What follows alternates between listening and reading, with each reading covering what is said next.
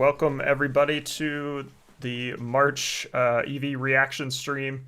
Going to be reacting to some more YouTube videos just related to EV stuff. And I've got kind of a playlist that I've got ready to go through with, I think, 4 to 5 videos. But if you have any suggestions of videos you want me to see or react to, give my thoughts on as kind of an EV nerd or EV enthusiast, definitely drop them in the chat here. And would love to get all of your live reaction to everything as well. So definitely want this to be interactive and kind of share what your thoughts are on these videos. So we'll switch over to our first video. And this is from PragerU of all people. So should be some interesting claims here, but we'll see, what they have to say.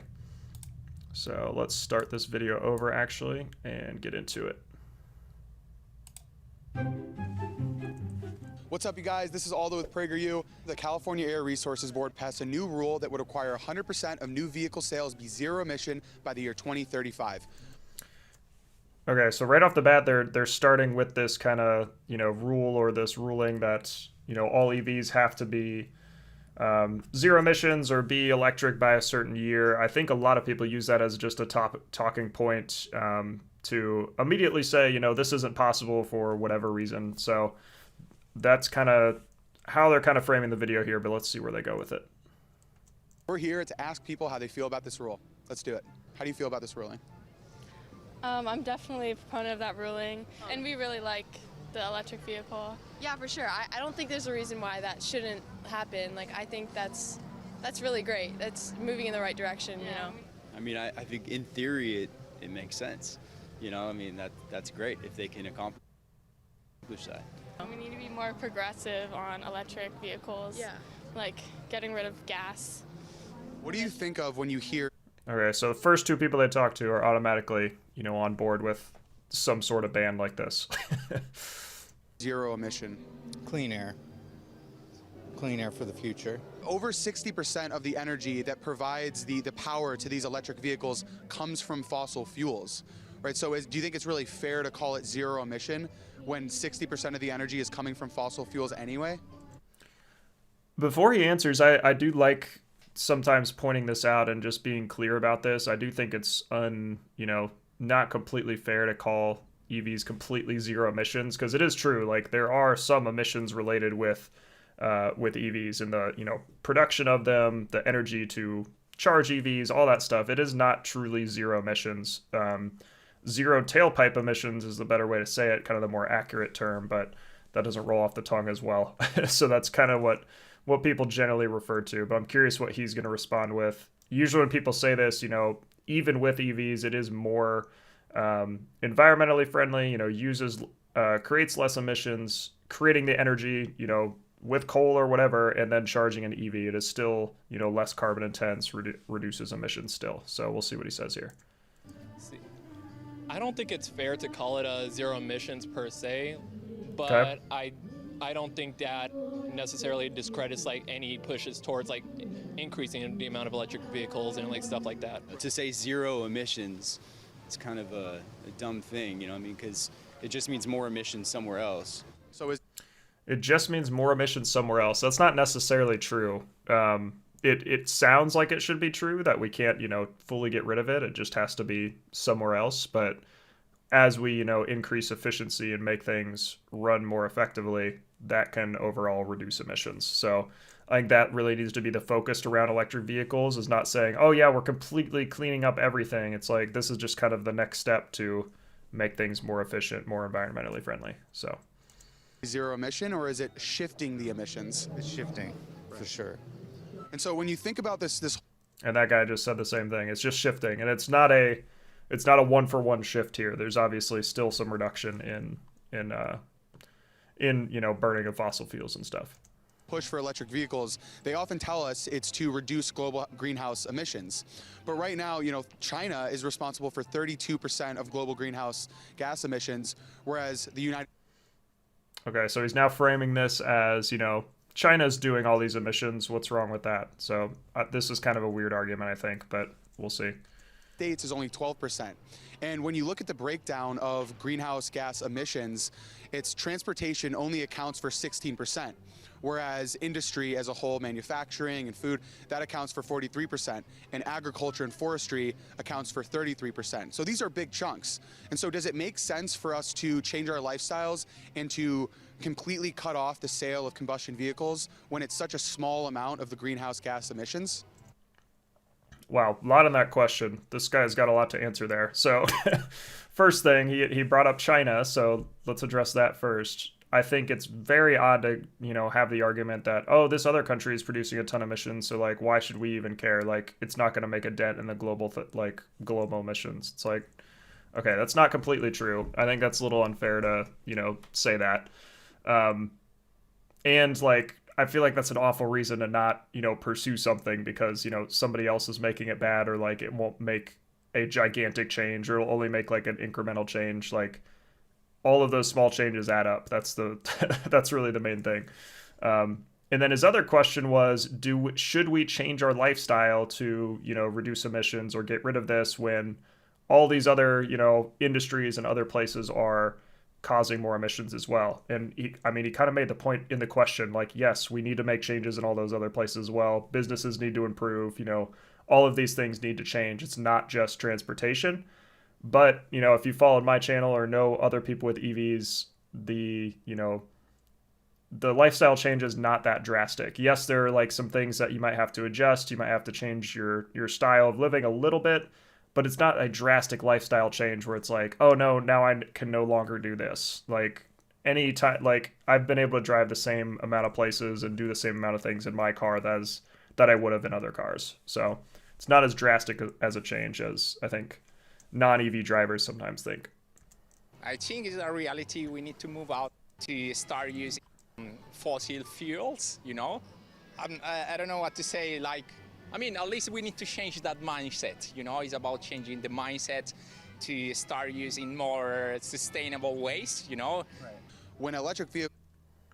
And I think it is more than a mindset thing. It's not just a mindset. It is these are actionable changes. This isn't just, a small change in thinking. Comes off of the production line, it's already responsible for over 25,000 pounds of carbon dioxide emissions compared to 16,000 pounds for a traditional combustion engine. And over the lifetime of an electric vehicle, it will only emit 3 to 5 tons less carbon dioxide than a combustion engine. Only 3 to 5 times less tons. What did he say? For a traditional combustion engine. And over the lifetime of an electric vehicle, it will only emit 3 to 5 tons less carbon dioxide than a combustion engine. 3 to 5 tons less. I feel like that's a significant amount, but they also didn't give did they? 1,000 pounds for a traditional combustion engine. This is one of the... And over I'm curious kind of where that stat comes from. It will only emit 3 to 5 tons less carbon dioxide than a combustion engine. Mm-hmm. How do you feel about that? I think on the other hand, you also about how we're getting our gas, because you're saying like it's kind of, I think gas is still worse. But right, yeah, she she made the right point there. Gas, there's sometimes those emissions things, they don't take into account, all of the manufacturing, all the processing, all the work that goes into producing gas vehicles and the gas to fuel those vehicles. So there's a lot more to it than just, emissions from driving it. 50% of the power for electric vehicles is coming from those gases anyway. So then maybe the focus goes back on, well, how do we create more efficient energy, and whether that's nuclear or hydro. So on the other side, battery is gonna be like not really good for the environment, because the materials you're gonna use. But yeah, I don't know, man. Right. While this is these are very easy things to like kind of, I don't know, trick people that aren't as familiar with EVs and kind of what they're doing and how they're produced, all that stuff. It's very easy to just give these quick rebuttals and, make people rethink EVs altogether. But these are all kind of, somewhat tricky questions that if you're around the industry long enough, you're involved in some of these events where we're talking to non-EV owners, like this is where you pick up some good responses to this stuff. ambitious and you could say virtuous goal, do you think it may be a little bit too simplistic to just say let's stop the sale of combustion vehicles by 2035? Yes, absolutely.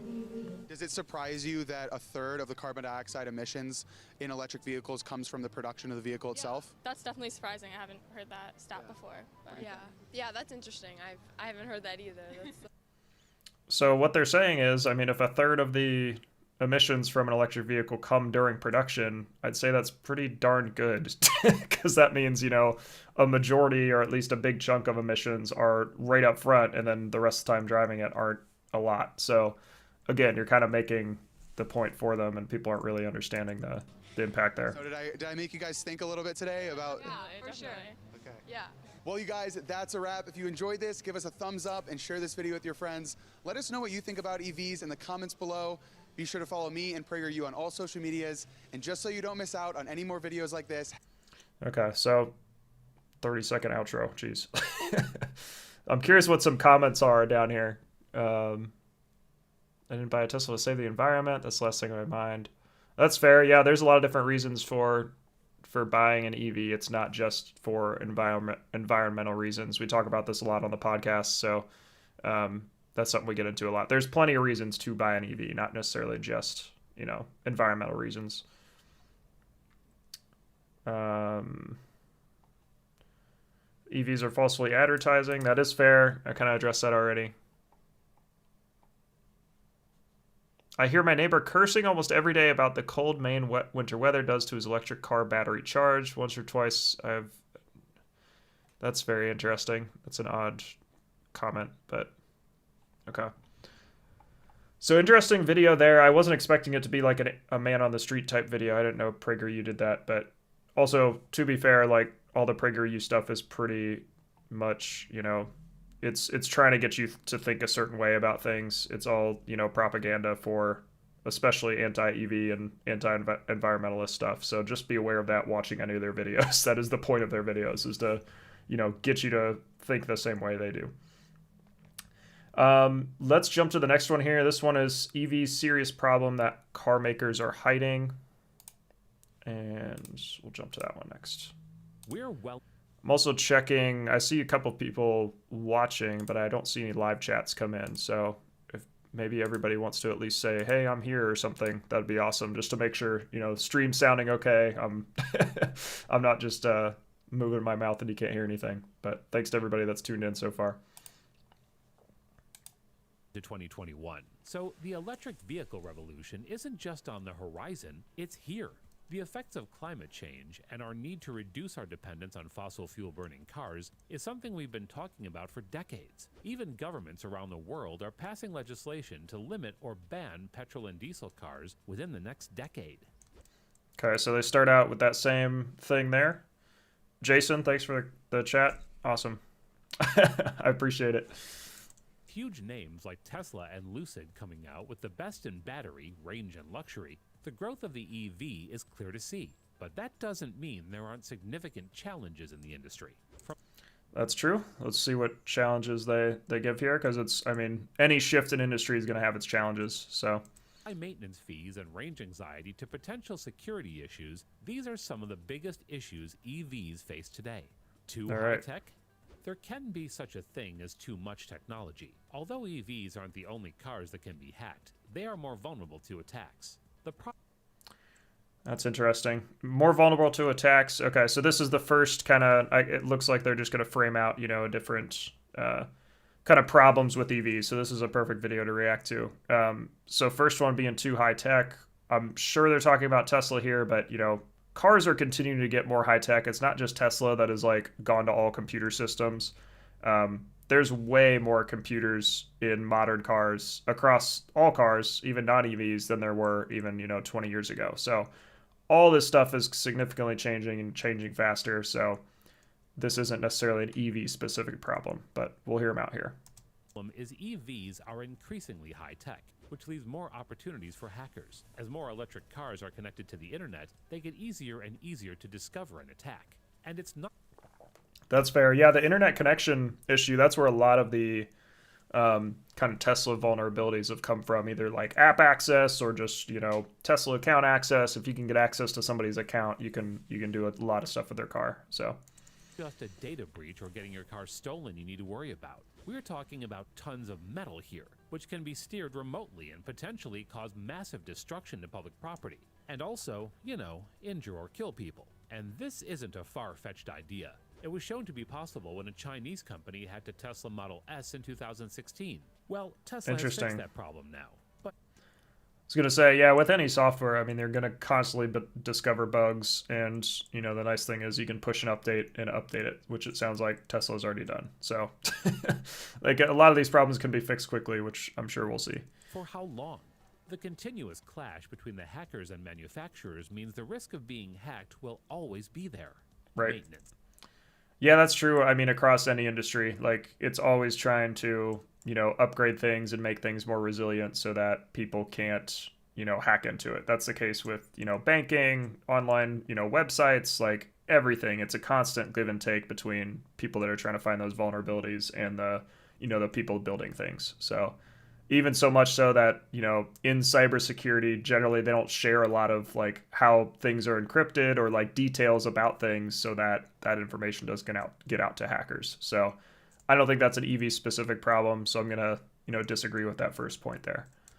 Let's keep costs aside for a minute. How many mechanics in your area deal with electric cars? Although EVs generally require less maintenance, if your EV has been caught in an accident, you'll probably need to visit a workshop, and it's very likely you won't be able to tow your car to your neighborhood garage. Well, if you live in a place where that's, I mean, again, I don't think this is an EV specific problem. If this is the only reason they're giving is that people aren't trained on them, or, you know, there isn't enough support for it. Again, this is a shift in industry. This is going to have some time to change and, you know, change things. So the the change here will be, you know, over a couple of years. You know, I've seen even in Columbus where I live, it's like we only had, you know, you could only go to one shop in town to get your Tesla fixed, and now we have a couple in town that are working on them. So it's continuing to grow and change. Again, not an EV specific thing. If there was some other car technology that came out, you know, they would have similar issues. And we had a chat come in. Matt, thanks for tuning in. Yeah, appreciate you watching. to your doorstep, like Dubai, that's not such a problem. But then there's the matter of exorbitant fees. EVs require less maintenance because they have fewer moving parts. If a gas-powered car has 2,000, EVs will have about 200. But less mechanical parts doesn't mean less problems. EVs have complex electrical components like power steering motors and high-voltage relay banks, not to mention the giant battery packs sitting below your feet. The battery pack is the most important part of the vehicle, and it's more expensive than the motor itself. The state of the battery determines everything about your car. If you keep it out when it's too hot or too cold, it can get damaged. If you charge it... That's partly true. I mean, there is a, you know, battery management system to help handle a lot of that stuff. So it's, I feel like that's just scaring people off initially. Like, just saying, oh, if it's too cold or too hot, then like you can't leave your car out. Like, these are still cars. They're meant to handle those conditions. And they are right about the battery, you know.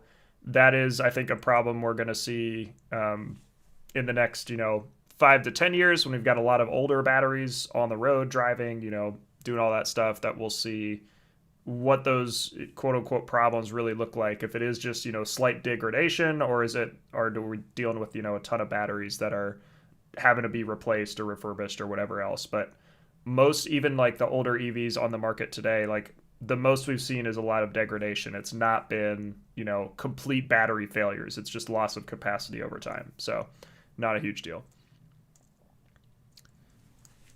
Much the battery can die. An EV battery also... And it looks like Jason's got to run, but thanks for tuning in so much, Jason. A lower temperature operation range of 59 to 113 degrees Fahrenheit, as opposed to an internal combustion engine which ranges from minus 30 to 122 degrees Fahrenheit. And we'll jump back there a second.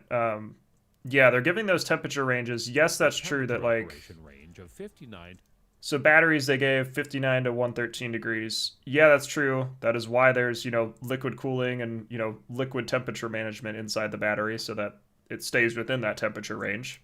113 degrees Fahrenheit, as opposed to an internal combustion engine which ranges from -30 to 122 degrees Fahrenheit.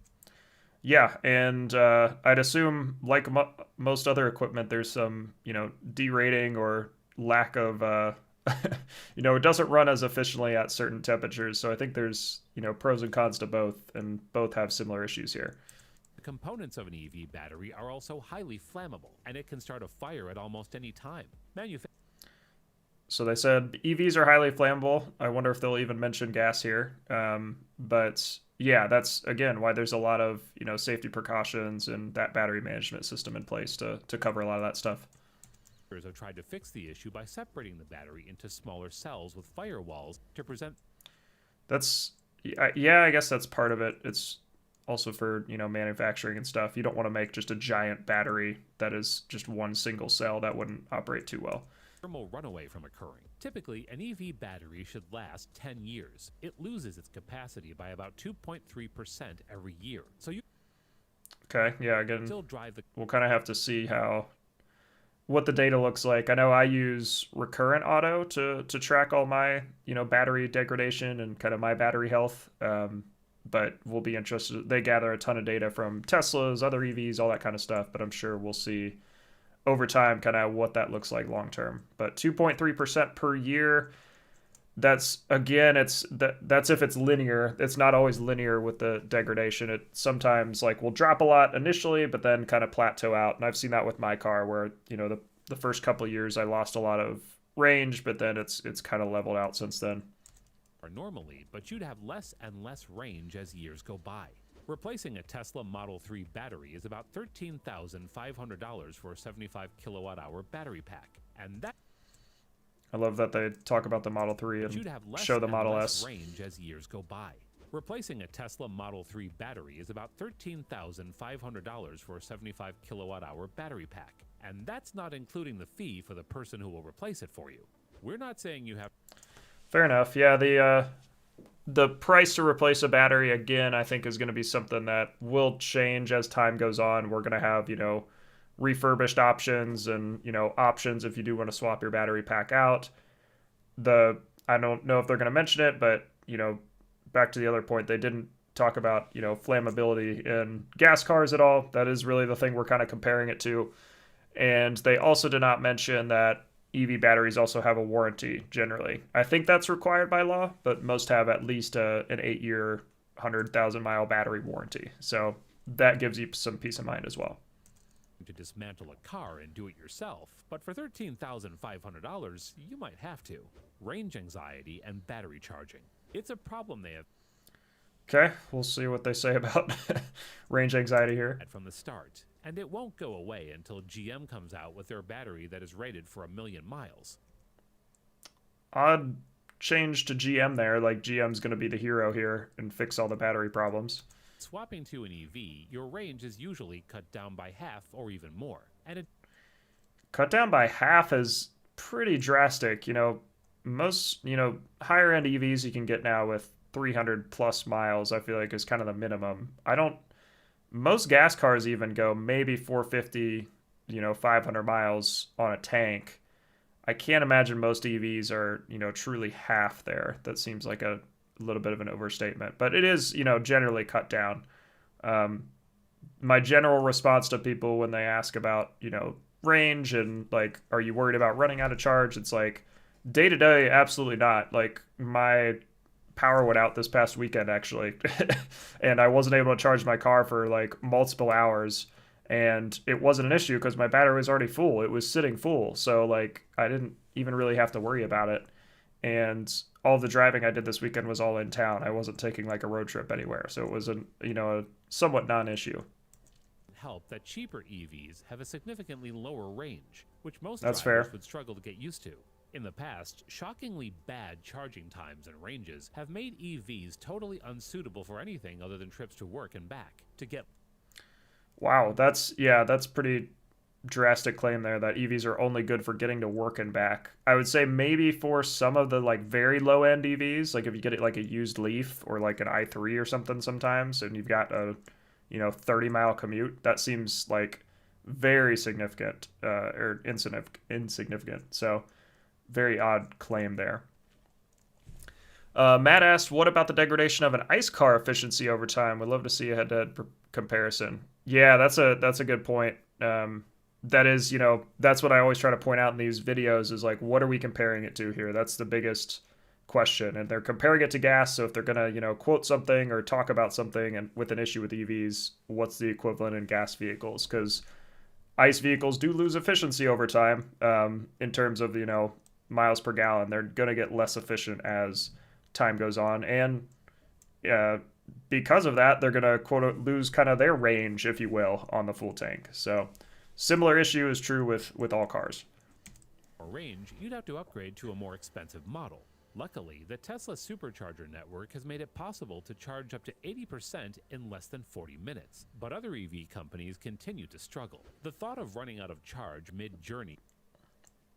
Yeah, so that is, I very much think that is still the case. You can certainly get cross-country, go long distances on other EVs that aren't Teslas.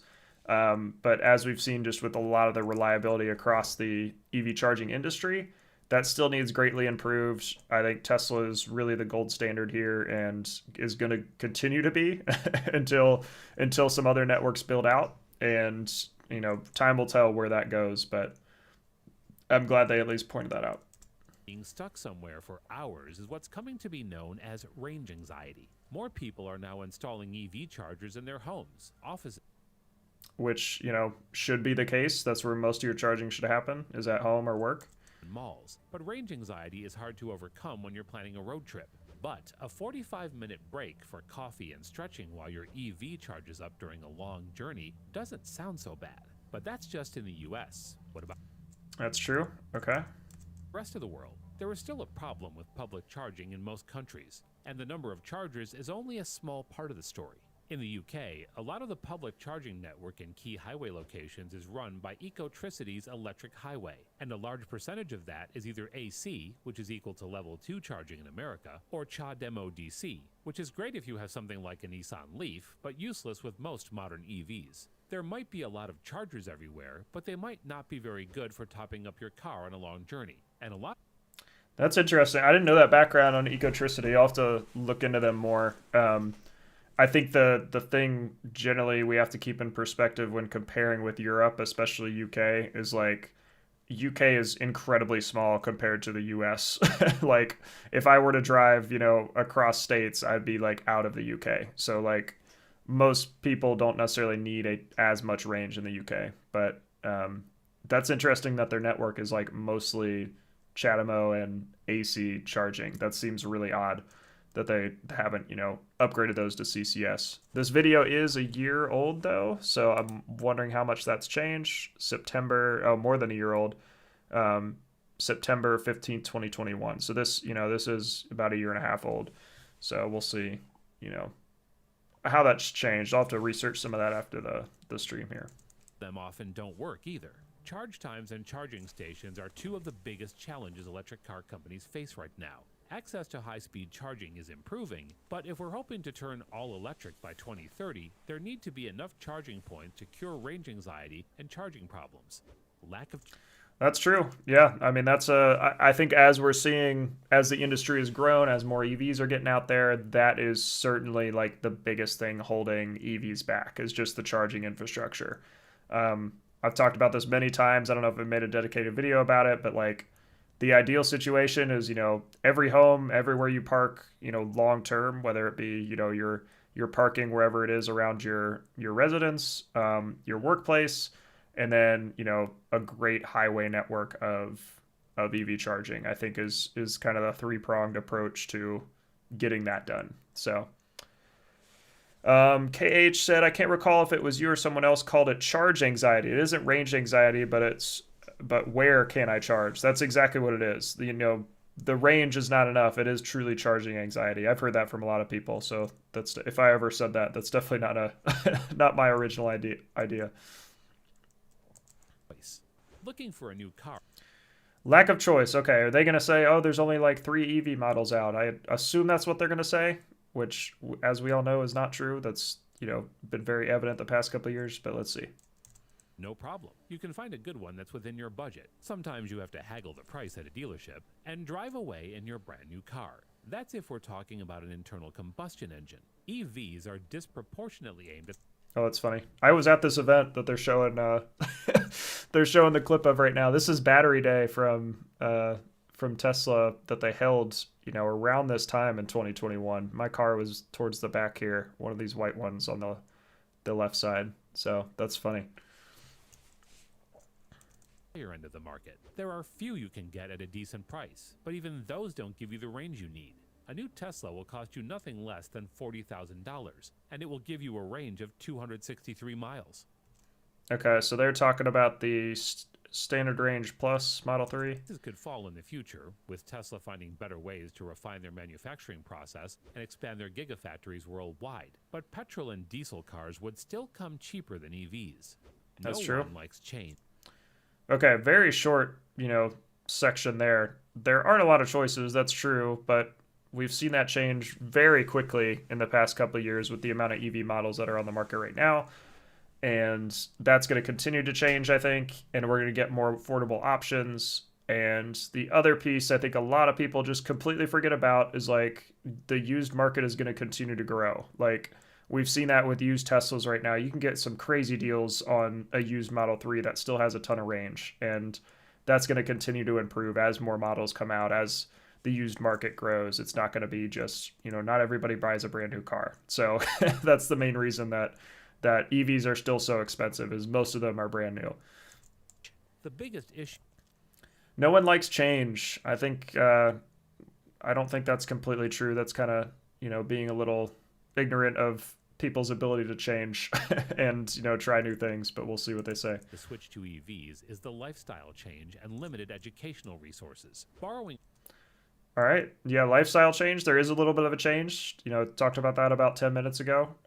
And yeah, certainly I think education needs to be way better. That's a main reason I have my channel, my podcast, all that stuff is for this educational piece. So certainly, like, if you're an EV owner, be a good advocate of the community and kind of share your journey.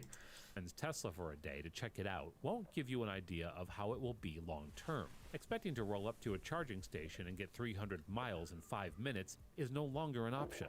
Driving an EV requires a serious lifestyle shift. Yeah, it's not as serious as I think people think, again, but you need a clear idea of where your main charging station will be.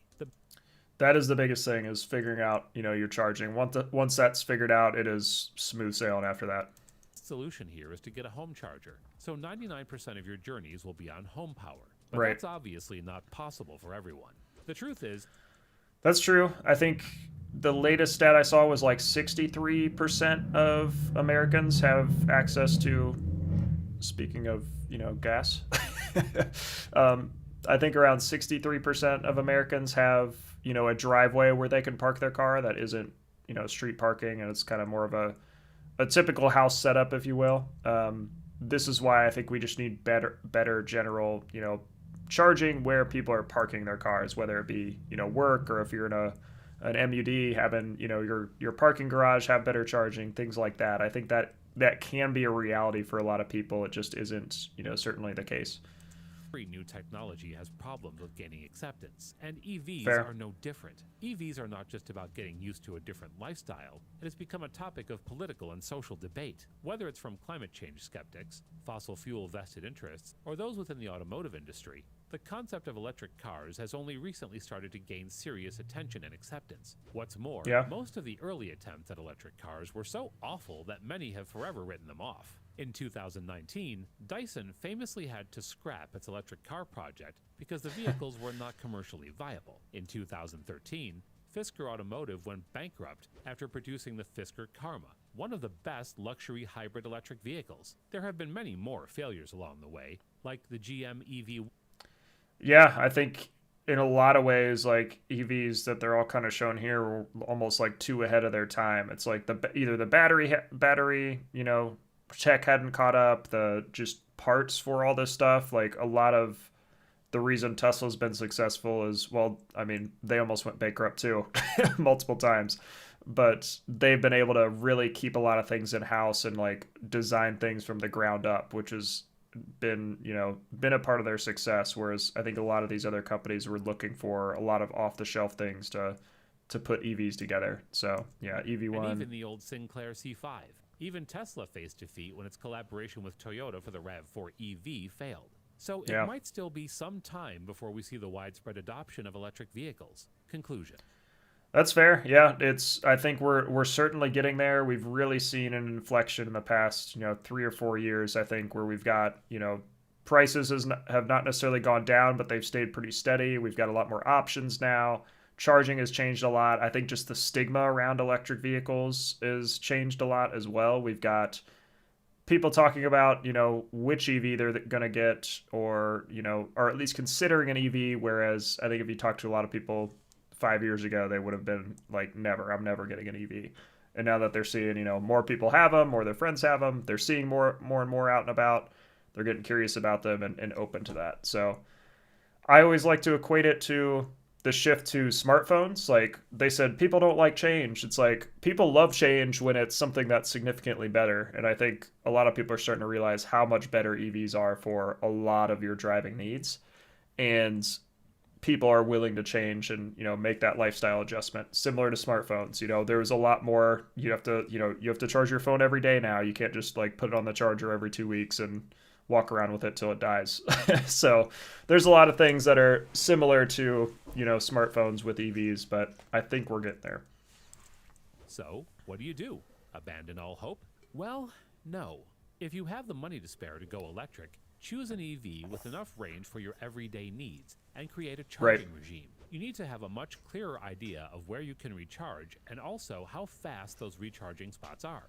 You can even find apps that will locate the closest station to you and give you that information. The main thing to understand is it's not about whether EVs are good or bad overall, but about how buyers should do their research first and be ready for the lifestyle an EV demands. Prepare yourself to charge mostly at home, or have a routine of places to go to shop, exercise, or eat that also provide charging. But most importantly, learn the best way to maintain your EV so it doesn't run into problems and account for service costs. Think you'll buy an EV after knowing all this? Tell us your thoughts in the comments below. If you enjoyed this video... Yeah, so, I mean, good summary there. I'm glad they kind of left it on a more positive note to be like, yeah, EVs, are certainly going to be a thing. It's just, buyers understanding what they're getting into, what's charging going to look like, all that kind of stuff. So I'm glad they left it on that note as well. Okay, Richard said, plus governments and OEMs are committing to EVs. Yeah, that helps significantly when you've got, government support on that stuff. You've got OEMs, I think, are clearly realizing, customers want EVs now. It's not just, the early adopters or the EV nerds that are wanting EVs. It's, everyday people just looking for a new car are looking at EVs. Matt said, I wish people would realize most can charge overnight at home for their everyday needs like they charge their phones. That's the biggest thing I try to hammer home with people. Sometimes it doesn't even require a ton of electrical upgrades. I know my situation was pretty unique, but most houses, you can install a simple, outlet for a few $100 and you're set up to charge and never have to worry about, stopping at a gas station again. So that's been very nice having proper home charging since, late 2022 for me. So let's jump to the next one here. We've got electrical cars are not sustainable and they're terrible. So we had two kind of more, boilerplate videos. I'm not sure who this creator is, but we'll listen to this one. Electric cars suck, but I'm going to subvert your opinion and also say gas cars are even worse than electric cars. That's true. So I think this channel, I'm actually going to check real quick so I don't... Yeah, okay. So this is probably a, just anti-car video in general.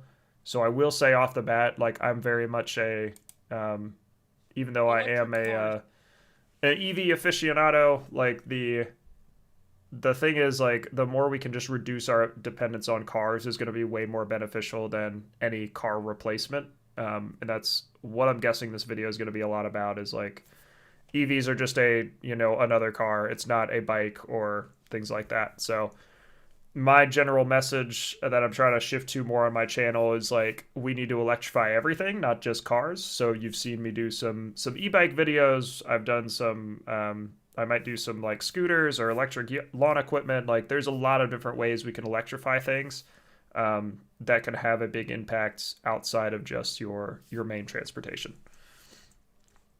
So suck. But I'm going to subvert your opinion and also say gas cars are even worse than electric cars. Now, I know you're confused now. You're wondering what my problem is then. Well, my problem is that they are still cars.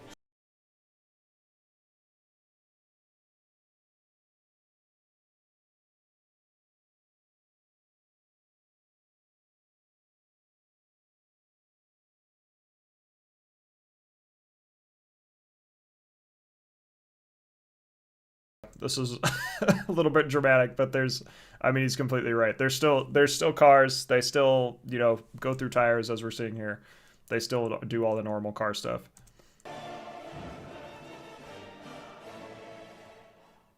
When most Americans imagine the changes that we have to make to battle climate change, one of the first topics of conversation is always about electric cars or autonomous vehicles.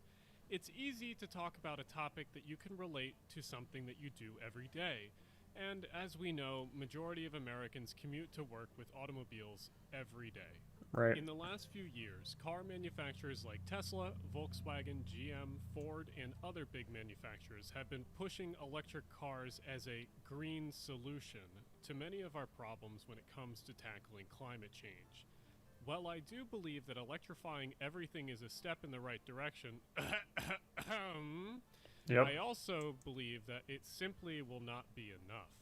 Oftentimes in ads or promotional materials, electric cars are praised as solving the fossil fuel dependency or bringing on an era of sustainability. I love the edits. Along those lines, but a lot of what these companies usually say is exactly what they want it to be. It's marketing, baby. We will simply innovate our way out of everything. Do not change your lifestyle in any way. Just buy our product and innovate. But let's actually talk about electric cars. Well,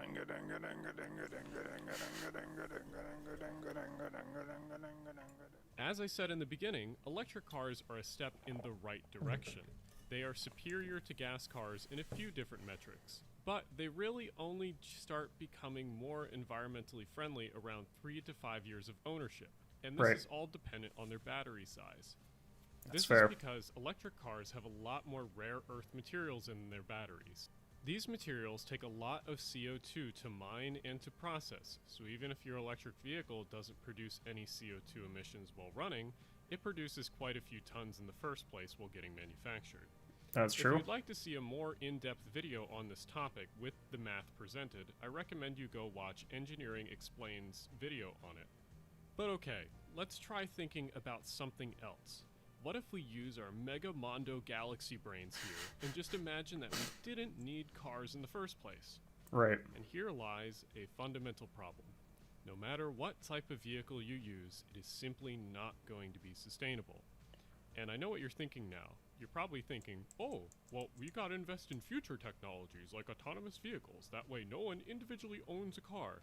No, that's not what I mean. Because it's not just the vehicles that aren't sustainable, it's everything that cars use. Also, slight tangent off the script here, I don't give a fuck if you live in bumfuck nowhere. Like, if you're a farmer, of course you're gonna need a car. I'm talking about, like, the 95% of Americans or whoever that lives in, like, the metro area of a city, that, like, commutes everywhere in a car. Right, yeah. This, this is something I hear from a lot of people, and I preach this on the podcast probably weekly, but, like, there's certainly people that need cars. Like, it's any solution like that is presented as kind of the future or a change or anything like that, it's not a one size fits all. Like, EVs don't work for everybody, gas vehicles don't work for everybody, trucks don't work for everybody, SUVs don't work for everybody. Switching to, as he's saying here, like a no car, living style doesn't work for everybody. Like, that's okay. It's just about kind of, shifting things and making it more sustainable, really. Of course, if you live off in the wilderness in the middle of nowhere, yeah, cars will probably always exist. But, like, most people live in metro areas of cities. Right. Anyway.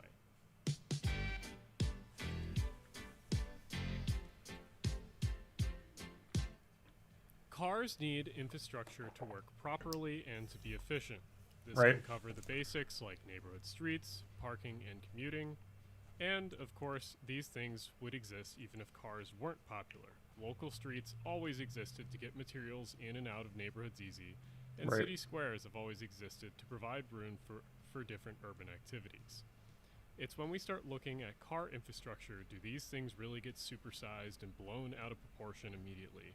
Here's a great example of a city that still has a lot of parking lots in its downtown. This is Denver, Colorado, and every single one of those yellow spots is just parking for metal boxes. It serves no other purpose. That's a great way to put it, actually. Yeah, it's just parking for metal boxes. Each piece of yellow land is wasted to do a singular thing, just park boxes. And I guarantee that most of the time those places don't even have cars parked in them. Instead, we should be building more amenities for people that live downtown. Buildings can be complex, too. Not only can you have a store or school on the bottom floor, but you can also have living spaces or apartments on top of them. Right. This is what's called mixed-use development, and it's more walkable and bikeable. You don't need a car if the city is built the correct way. Mixed use can be really dense, but it can also be cute and fit into small towns perfectly, too. Right. And if you want to know more about that, check out one of my videos on good suburbs here. Anyway, I'll talk more about this later. I'm a huge fan of mixed use development, so he's talking about here. Because, yeah, like, it would be awesome if I could live in a place that, you know, I didn't need to drive everywhere. But most of the places like that around me are incredibly expensive. So that's the main reason I don't live somewhere like that. Let's talk about housing. Cars affect housing directly and indirectly, and electric cars are no different. They can affect housing directly through requiring driveways and parking lots, which, along with needing space for parking cars, also needs additional space for larger roads to handle more cars for those parking lots. Yep. Then, needing more space for those roads and parking forces a lot of services and buildings to be farther apart, continuing the vicious cycle of needing larger and larger roads and forcing everything farther apart with parking. This all compounds itself when people find that they can live farther and farther away from the center of towns and cities and in some isolated suburban development away from it all. Now I know what you probably... Yeah, that is an interesting point. It's, you know, cars have kind of just created the modern suburban, you know, landscape we have in the U.S., which is very interesting. Mostly from, you know, the highway system and car lobby that's kind of made that happen. But we're kind of shifting off EVs here, so if that doesn't refocus, we may switch to another vehicle or another video. People can live the way they want. Look at this car hater. He's such an urbanist dickhead. He doesn't understand that not everyone has access to transit and not everyone lives in a city. Right. Here's where the rant comes. It doesn't matter where you live. These people are consistently in the largest group with the highest carbon footprint of anyone in the entire world. Also, it doesn't matter what country you live in. If you live in a car-dependent suburb, your carbon footprint is automatically higher. And that might not be your fault. You might have just bought a home in that place because it was one of the only affordable places near your job. But understand that you should be trying to change these places for the better if you do live in one. Let me remind you that we are all affected by climate change. This planet is your home, and it is my home, and I hope that you treat it as such. Also, climate change doesn't give a fuck about what political party you're in. Anyway, these suburbs consistently lose value over time. See Not Just Bikes video on this topic. Beyond that, all of this car-centric infrastructure is extremely inefficient compared to a city or to a dense suburb. All of this car infrastructure forces your water and sewer systems to be longer, contain more water, and use more energy to pump all of that water around. Same with electrical systems. More wire, more transformers, and more transmission losses over the distance that is needed to be traveled. You also need more streets, more asphalt, more concrete, more traffic lights, even more street lights, and with less density, all of this stuff adds up and it serves less and less people. Even if you come from this as an economic standpoint, it's way more economic to build walkable and bikeable towns. Disconnected suburban developments will always be incredibly inefficient, and they only exist because we make all of these terrible design philosophies just to service the automobile. And, like I said, electric cars will not change any of this. And we haven't even mentioned the biggest automobile farce yet. Uh-oh.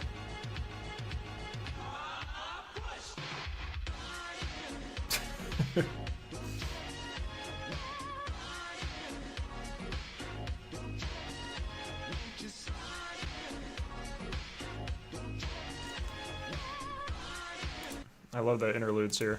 It's hilarious. Honestly, I won't talk about this topic for too long, as highways deserve their own video. But know that highways are some of the most inefficient things ever created when compared to other modes of transit. And every major talking point when it comes to electric cars is their weight. Even if we don't build or expand any highways from this point on, weight is a key factor when it comes to wear and tear on our roads. Road wear is an exponential function based on the weight of the vehicle. Here's a chart that shows potential wear and tear based on your average North American automobile. Even a slight increase in weight can cause 20% increase in road wear. Now compare that to the bike at the bottom, and it feels like car infrastructure is almost suicidal. I completely missed the bottom one there. Fat man on freakishly heavy bicycle. That's hilarious.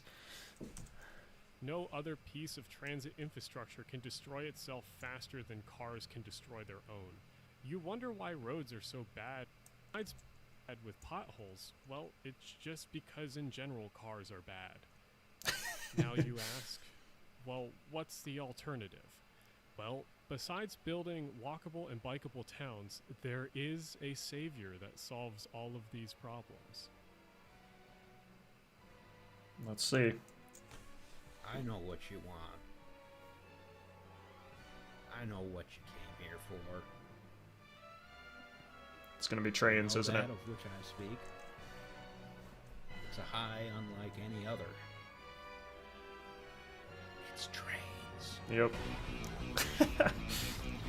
Alright, this is probably gonna shift to a very pro-train video, which, you know, I agree with. I would love to have a better rail system in the US, but yeah, there's a lot that needs done to change all that stuff. But yeah, mostly agree with a lot of this. I think this is certainly the sentiment I have around EVs, is they are, you know, they're better than gas cars, but they're not the end all be all for the future of transportation. So yeah, interesting video there.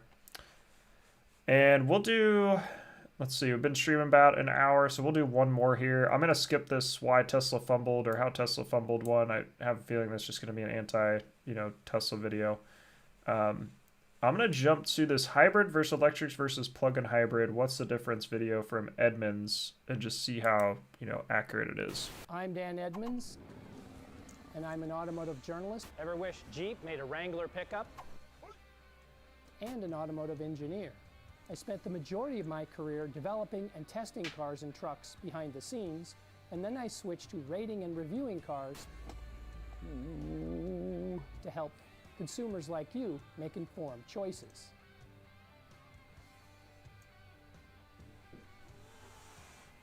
As new technologies... So this is the, I guess, the Edmunds guy. I didn't realize who was actually behind Edmunds, but I guess it's this guy. ...continually emerge, car makers sometimes struggle to explain their newest products.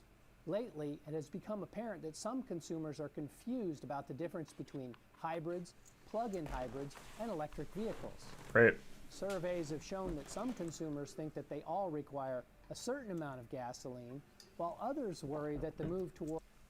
I've had multiple people ask me if my car takes any gas at all. They just assume it's a hybrid or like some sort of, you know, more efficient car or something. But 100% electrification means the end of the gasoline engine and the freedom of movement that comes with it. On top of that, car makers don't always market them consistently, which... That frustrates me so much. There's so many, you know, they showed a couple badges, but like E is thrown around all over the place.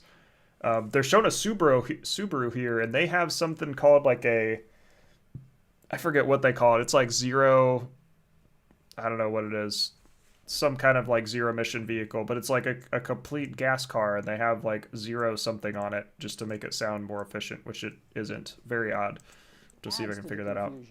So I'm going to try to untangle all of that for you. We'll start with the basics and build up from there. What is meant by electrification? Electrification just means some degree of electric drive. Of course, that includes electric vehicles which have no gasoline engine, but it also means part-time EVs such as plug-in hybrids and regular gasoline hybrids that you can't plug in. Charge points aren't as common as gas stations, so range is important.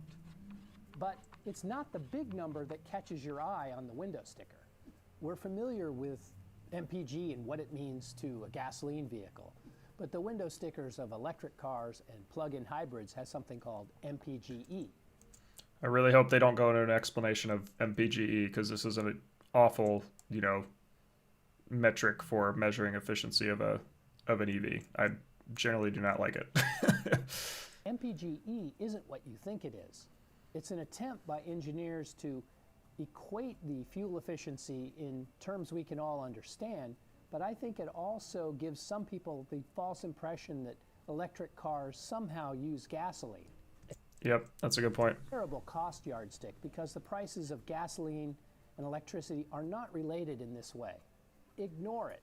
It's best to focus on kilowatt hours, because that's what you're buying. Yep. The rating is right there on the window sticker. Kilowatt hours per 100 miles. That's the efficiency number you should be looking at when you shop for an electric vehicle. So. And they didn't really explain. Oh, I guess they're getting into it here. Kilowatt hour? Okay. It's a quantity of electricity. But to understand a kilowatt hour, you first have to understand a kilowatt. And guess what? You already do. Let's have a look at this light bulb. It's rated at 100 watts. It says so right at the top. That's its brightness. Its power output if I were to turn it on. It's not its brightness. That's not correct. But it's kind of, I guess if you're talking about older style light bulbs, if it's 100 watt, it's a little bit brighter because it's using more energy. But we've shifted to, LEDs and other light bulbs in a lot of places. We've got, some are brighter than others at the same wattage. It really, a lot of things go into it.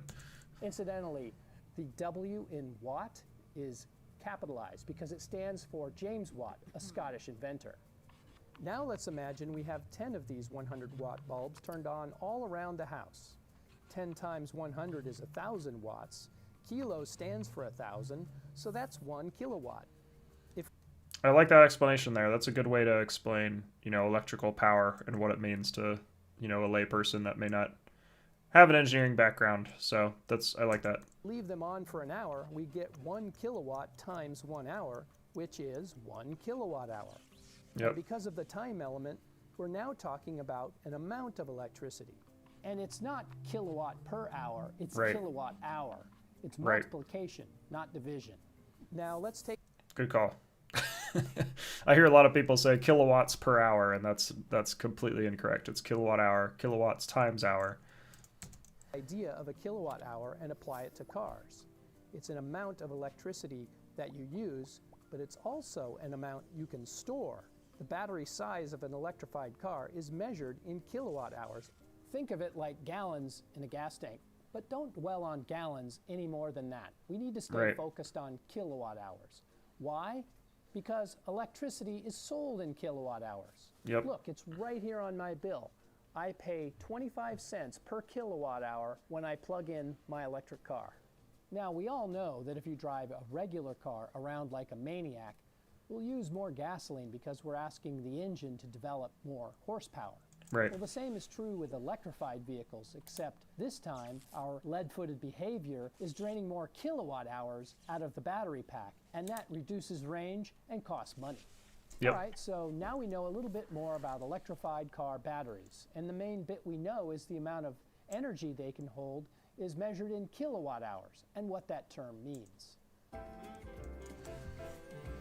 That was all accurate, though, for the most part, except for the light bulb bit, now but we can talk that was a about minor the thing. 3 main types of electrified vehicles: hybrids, plug-in hybrids, and electric vehicles. Electric vehicles are in the spotlight these days, so I'll start with them. When we say electric vehicles, we mean all electric vehicles, or EVs for short. They are technically known as battery electric vehicles, BEV, so your geekier EV-owning friends might call them BEVs. That's true. Here there's no engine, no gas tank. They use zero gasoline and have no tailpipe. EVs have... That's the best way to see if something's an EV or not, is whether or not it has a tailpipe. It's the quickest way to check. Large electric motors because they are the sole source of propulsion. And their batteries are large, so big, in fact, that they usually form a layer under the entire floor of the car. Their storage capacity ranges from 32 to over 100 kilowatt hours, depending on the model and how much you're willing to pay. Like any other vehicle, consumption varies by size and type. The most efficient EVs are rated to use about 25 kilowatt hours per 100 miles. Yeah, this one can be kind of weird too. Because this is on the window sticker of like how many kilowatt hours per 100 miles, but it's not as equivalent to gas, because like if we think MPG, higher MPG is better, but with this, you know, lower kilowatt hours per 100 miles is better. So that takes some, you know, some thinking or some background to know for potential EV buyers, is understanding lower is better, like lower kilowatt hour usage is better. While heavier and sportier models are in the mid to high 40 kilowatt hour per 100 mile range. And contrary to NPG, lower is better here because this is a consumption. Good call out. Use less, pay less. Say you drive 12,000 miles a year. They're going to run in some other calculations here, but I'm curious if I'm curious for you all watching too, like, is the kilowatt hours per 100 miles a valuable stat to know about an EV? Like, that's not something that ever comes up in, you know, general conversation with people. It's a good like thing to understand or know about, but like for the average, you know, vehicle buyer, is that actually valuable information, or are you more worried about, you know, range? That's that's what I've really kind of run into with a lot of my discussions is, you know, how long does it take to charge and how far can I go? Those are like the two biggest questions. It's not, you know, how efficient is this? Because I think just kind of assume it's efficient. But I'm curious as we get to, you know, more EV options, people understanding EVs better. Clearly, you can talk to somebody and be like, what MPG do you get on their car? They understand what you're asking and they can give you an answer. But with EVs, I don't think we're quite there yet. That's 1,000 miles a month. If your car is... The other piece there, before I wrap up that thought, is not all cars show that the same way as well. I think miles per kilowatt hour is probably the best way to represent that instead of like kilowatt hours per 100 miles. If we talk about like miles per kilowatt hour, that's something I'm starting to get a better frame of reference for, where if I hear like, oh, I get 4 miles per kilowatt hour, that sounds like that's pretty efficient. Whereas like your bigger SUVs, your Rivians, your F-150s sometimes are at like 2 kilowatt hours per mile, or sorry, 2 miles per kilowatt hour. So see, I'm messing it up too. But I think that makes a lot more sense. To use 26 kilowatt hours every 100 miles, simply multiply by 10 to get 260 kilowatt hours for 1,000 miles. In my case, I'd multiply that by 25 cents per kilowatt hour and get $65 per month for fuel. Range is overhyped. Few, if any of us, drive 300 miles in a day. And for those who do, well, an EV probably isn't the right solution. Right. You can plug in every night. Well, it's better to think about how many miles you drive in a day, not a week. In my own experience, 100 miles is fine, and I think that's true, especially if you have a second vehicle to use on longer trips. Okay, maybe you want 150 or 200 miles because you like to take weekend trips. I get it, but don't overbuy. Batteries cost more, way more, they take up space. Buying too much could be a barrier to entry that you don't need to really worry about. That's fair. So-called DC fast charging can become important if you do opt for more range, and most current EVs can support it. It's mainly only necessary if you'll take the car on long journeys, though, and your route will generally be confined to where the networks go. That's something I think we, like, as an industry need to do a way better job of, is like this huge focus on DC charging, because I think people are starting to slip into it, like people are giving away, free charging on Electrify America, or like free unlimited charging. Tesla used to give away free supercharging, and that's almost like baiting people into thinking that they need to do DC charging like they would fuel up a gas vehicle, and that's like not the best solution for EVs, because there's way more flexible options. Honestly, anything with over 100 miles of range is going to be comfortable to all but the most lead-butt road warriors. Daily charging is where it's at, and that's typically done at home while you're asleep. The car's included cord will have a 120-volt plug that's designed for a household socket, but that's not fast enough if you're going to drive more than 30 miles a day. In that case, a 240-volt home charging station is the way to go, because it's significantly faster.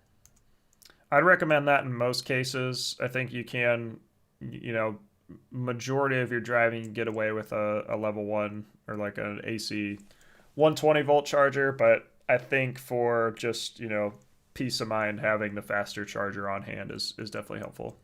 You'll have to have an electrician install one, but it's a worthwhile expense. Yeah.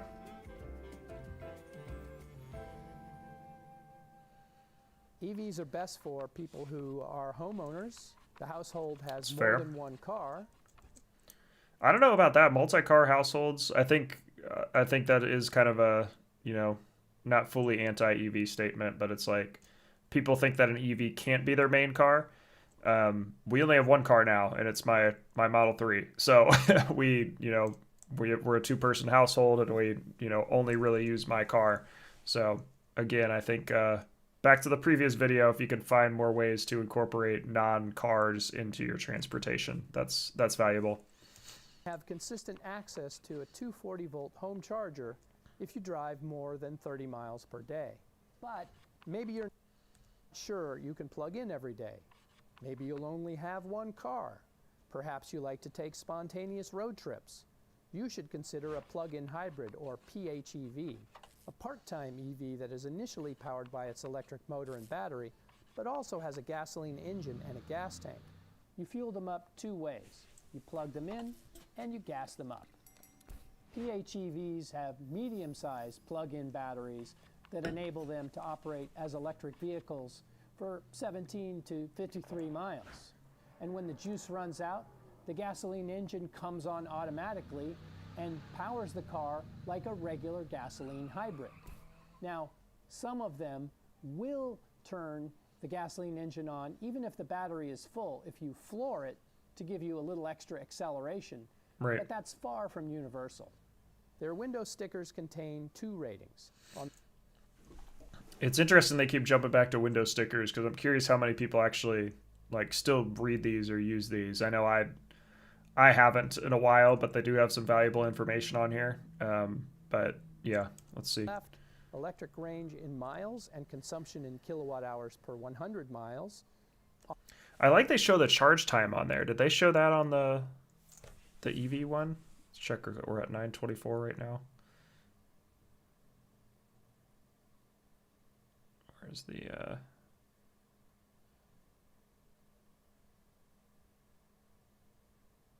there we go. Okay, yeah, they do show charge time on there. Okay, that's valuable. I think that's something I haven't seen on the window stickers before. That's helpful. Okay. The familiar MPG on gasoline. The electric. Oh, Brian just left a comment. Good to see you, Brian.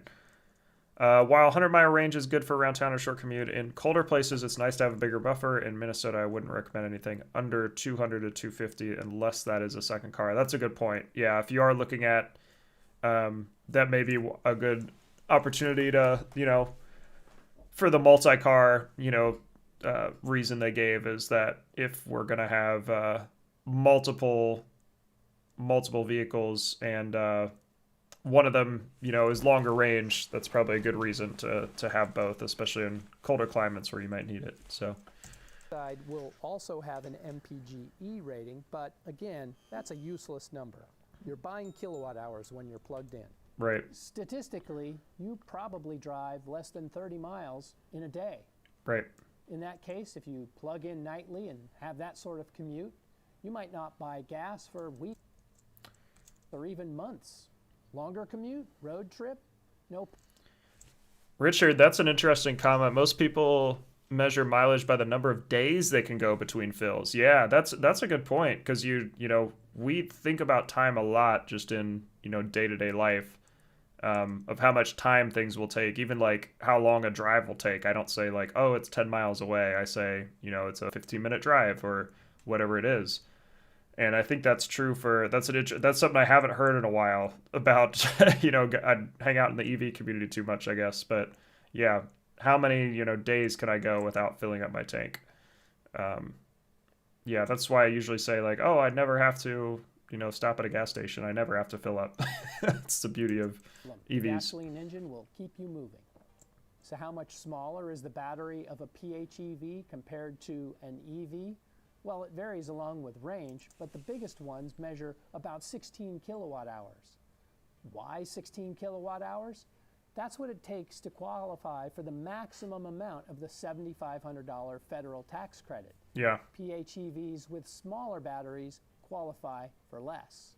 Examples with 16 kilowatt hour batteries include the Honda Clarity PHEV, good for 48 miles, the Chrysler Pacifica hybrid minivan, which is in fact a plug-in hybrid that is confusingly marketed, is good for 32 miles because it's bigger and heavier.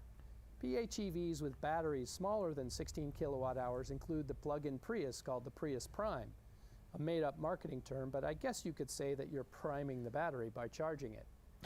There's also the Subaru Crosstrek hybrid, which is another example of a badly termed plug-in hybrid. PHEVs are best for people who are homeowners with one car, have consistent access to a charger at home or work, but not necessarily 240 volts, want an EV but don't want to be limited by range concerns.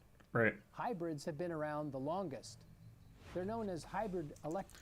Yeah, PHEVs seem like such a weird kind of stepping stone, but I think they're still going to have a place kind of long term. But I think we'll kind of level out and we'll see like majority of people will have EVs, and then like PHEVs and hybrids and gas cars. So I think we'll take up kind of the remaining smaller chunk, but that's just my estimation, in 2023. Who knows what it'll look like in 10 years. Vehicles, or HEVs for short, and right there, the electric part is what gets some people confused. You got to be careful saying HEV too, because hybrid electric vehicle sounds like it could also be hydrogen electric vehicle. Basically, any true hybrid is 100% gasoline fueled. Right. And by that, I mean you can't plug them in. Their window stickers have regular MPG on them. Yes, sometimes they're driven by electricity, but other times they're driven by gasoline, and oftentimes it's both. So they have a gasoline engine, an electric motor, a clever transmission that can combine the two, and a battery. Where does the electricity for that battery come from, you might ask? From braking mainly, and to a lesser extent by siphoning off a little excess power from the engine while it's driving the car. Hybrids are electricity scavengers. The braking bit is called regenerative braking, and that's a key feature that all three types of electrified cars share. Basically, the electric motor becomes a generator by working in reverse, so to speak, when you press on the brake. Another reason I think just like electrification needs to take over a lot of things. It's not, it just is able to, use things much more efficiently, capture energy like this. It's just really valuable. Power is transferred to a dedicated battery, but that battery doesn't need to be big because it only has to hold the electricity that comes from a few city stops. So a typical Prius battery is only 1 kilowatt hour big, maybe less. A Prius can achieve over 50 miles per gallon in the city because the kinetic energy that is normally wasted as heat in the brakes is recovered, saved in the battery, and then used to get the car moving again and delay the ignition of the gasoline engine every time you leave a stoplight. Now, some hybrids choose to use their stored energy for performance instead of outright fuel economy. The Acura NSX comes to mind. Even Formula One race cars and Le Mans prototypes. Such cars are still hybrids, and they still count as electrified vehicles. But, and this is important, true hybrids have no rating for electric range. If they did, it would be measured in yards, not miles. Don't let Yeah. them run out of gasoline, in other words. In this respect, they're just like any other normal vehicle. Yeah, that's the... We'll These are see best this for first, people actually. who live in apartments, want high gas mileage or a low carbon footprint, but don't have consistent access to a charger or don't want the hassle.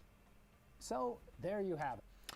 Yeah, if you're like, you don't want, you know, an EV, I'd always recommend just getting a hybrid vehicle. I think they're always, you know, always worth it, even if it's, you know, a couple extra thousand to get upgrade to a hybrid, if you will. Like, just the fuel economy that comes with it, highly recommend. I used to drive a Toyota Camry hybrid. You know, a lot of my family has had hybrids, and they're all, you know, doing pretty well. So I think it's definitely something to consider if you don't want to go the full EV route. Electrification doesn't mean the end of gasoline engines. It simply means a wider range of choices. Right. At the one extreme, we have EVs, which are 100% electric. But at the other, we have pure gasoline-fueled hybrids that recycle normally wasted energy. Yeah, so that was a good video. I'll give that one a like. That might be one I share. I think that was very all-encompassing, kind of shows what all the options are. Really, you know, helpful for buyers. You know, in 14 minutes, you've got a good overview of what all the different options of electrification are. So I like that one.